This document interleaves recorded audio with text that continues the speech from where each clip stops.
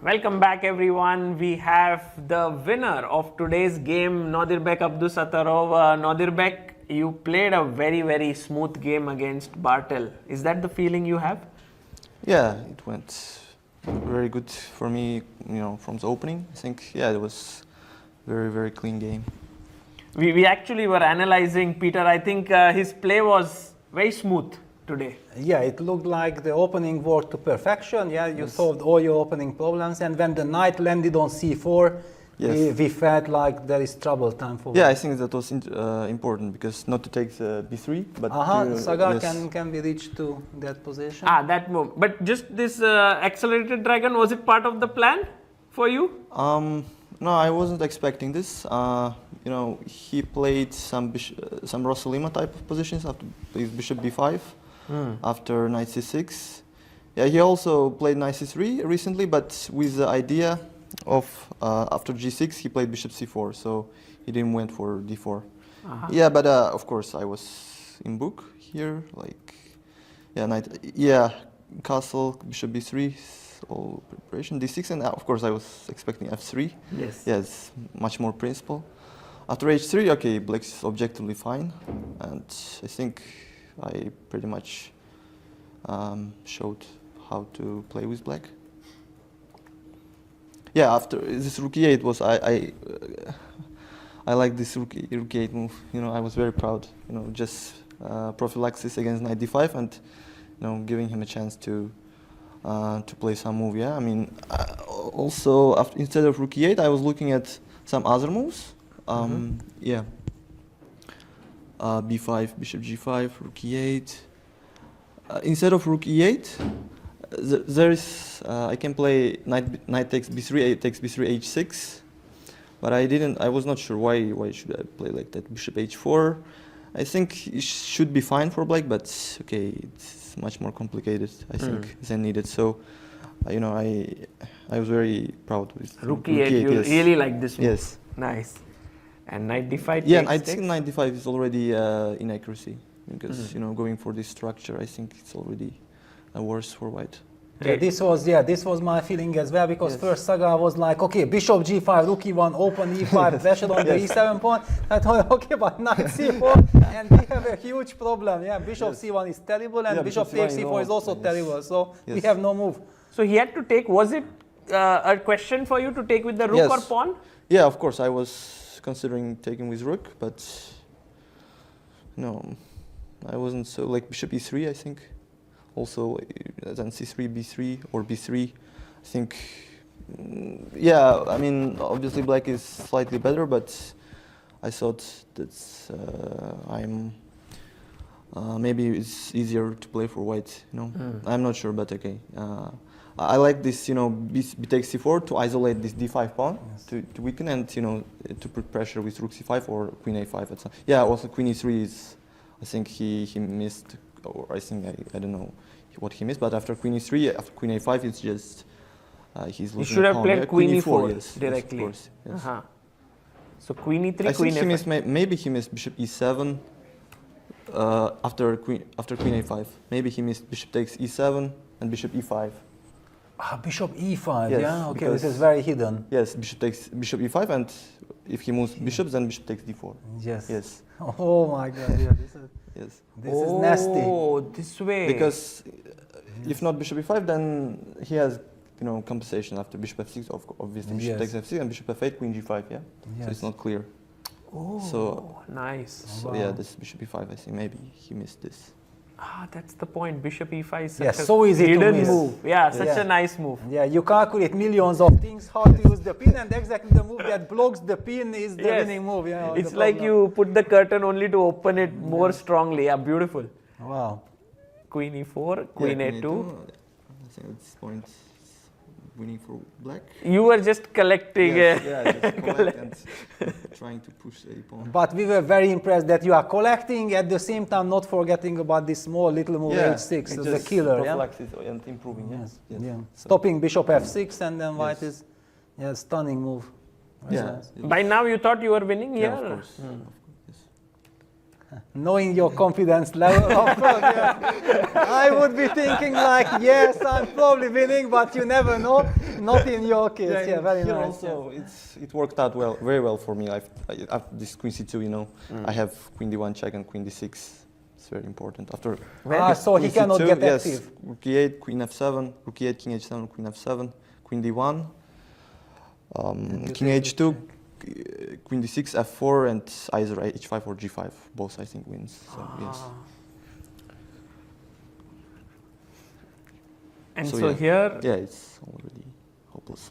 and he resigned here, I think. Yeah, and you managed to win. Amazing win, Nodirbek. And with this, you take the lead in the tournament. Yeah, actually, tell us about the tournament. How do you feel? You have now +3. You were also joining the post-mortem together. You are enjoying your time. How is it?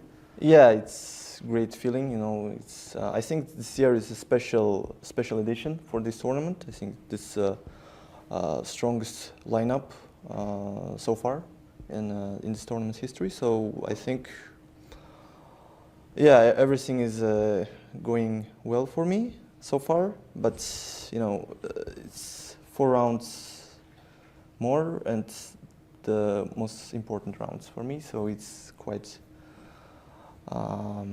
It will be quite tough, of course, obviously. So yeah, but yeah, I'm so far I'm enjoying this tournament very much. Does this go through your mind that you have now reached world number 8, 2760? No. No? I didn't realize. Okay. Did I break this to you? Yeah, you are Yes. not following at all. I was following, but I could, you know, I didn't calculate. No, I don't know much about it this is. game, but I'm Yes. approximately Okay, you yes. would be, and you were a world number 8 Okay, just yes. 2 days ago as well.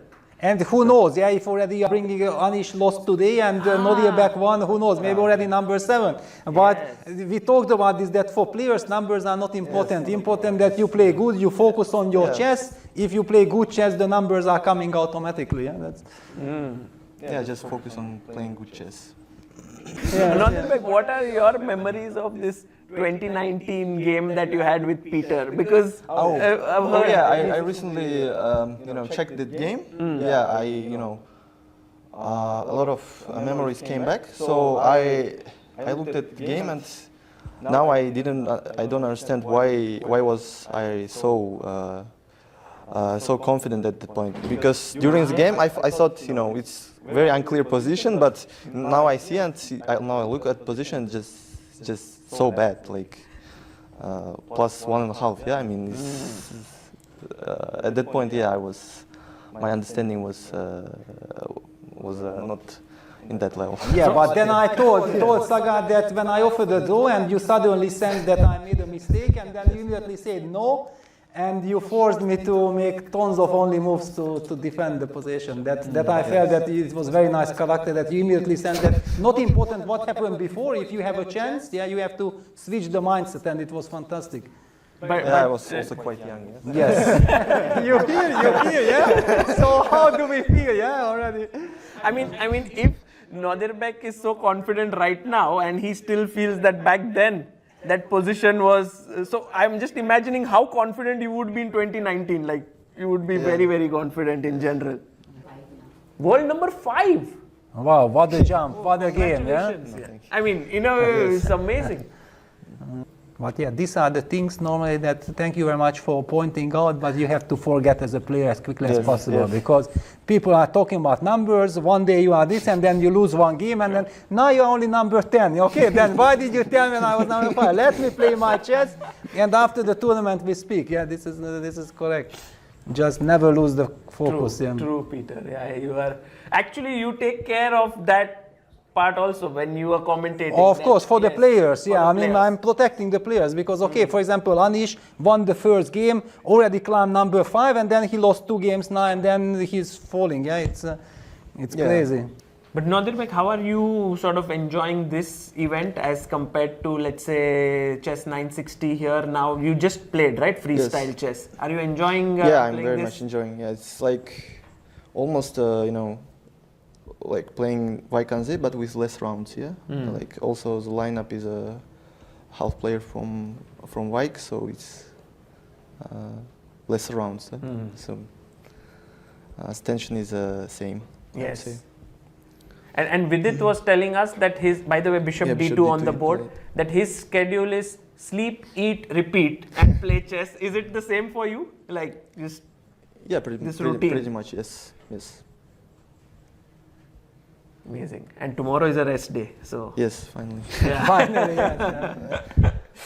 But David is amazing, yeah, as a defender. Even against yes, you, yes. he defended like crazy that game. Yeah, exactly. I mean, I was very confident. Like, Yeah. I got winning position like as early as move 15 or 20. Yes. So yeah, I thought in a couple of moves I would end the game, but he kept finding this defensive resource, and at some point I collapsed at some point. Yeah. Yes. Did you feel you were losing? Yes. I didn't feel like my position is lost, but I felt like I lost the thread of the game. So it was really lucky moment for me. Yes. That was like a trap, yeah, and then Rook D6 came in.